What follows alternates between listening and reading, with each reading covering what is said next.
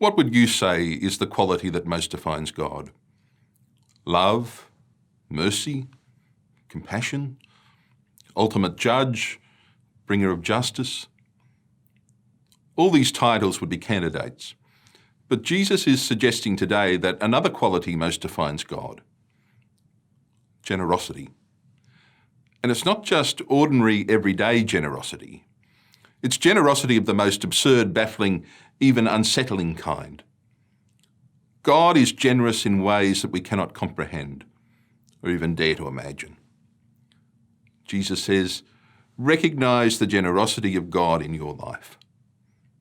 But Jesus adds, it has nothing to do with you, how generous the Father is towards others. We live in an age of dissatisfaction.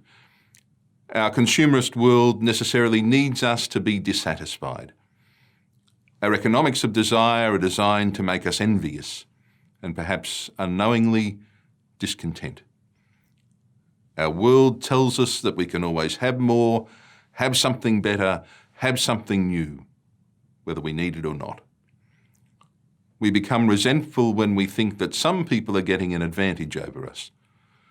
We think we are the ones who deserve the opportunities, the rewards, because we have worked hard, we have been committed, and faced the heat of the noonday sun. Why should others take advantage of our hard work? So why does this gospel take our worldly logic and turn it on its head? Primarily because the gospel is not about the way we think. It's about the way that God thinks and acts. We are reminded by Isaiah in the first reading that God says, my thoughts are not your thoughts, my ways are not your ways. God, who is absolute mystery, doesn't follow our small-minded view of the world.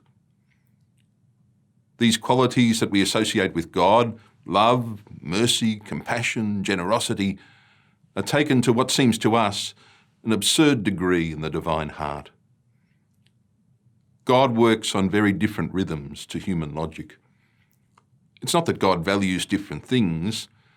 It's just that the manner in which God measures out these qualities happens in a uniquely divine way. The last will be first, and the first will be last, says Jesus. The gospel is clear. God is not to be fenced in by our small-minded judgments. As we hear this gospel, may the mystery of divine generosity free us, so that we might be transformed by the wild unpredictability of God's love, compassion, and mercy.